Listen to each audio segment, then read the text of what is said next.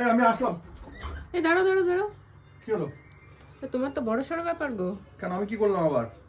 গুগলে সার্চ করলে তোমার ইনস্টাগ্রামে তারপরে ফেসবুকের ফটো ভিডিও সব দেখা যাচ্ছে সাবজেক্ট সম্রাটের।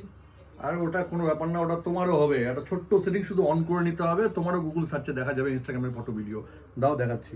দেখো, এই জন্য ইনস্টাগ্রামে গেলাম। ইনস্টাগ্রামে এই দেখো উপরে যে 3টে লাইন আছে, এখানে ক্লিক করলাম। এবার এখানে ক্লিক করে নেওয়ার পর এখানে একটা অপশন দেখবো অ্যাকাউন্ট প্রাইভেসি বলে, এই যে অ্যাকাউন্ট প্রাইভেসি, এখানে ক্লিক করলাম।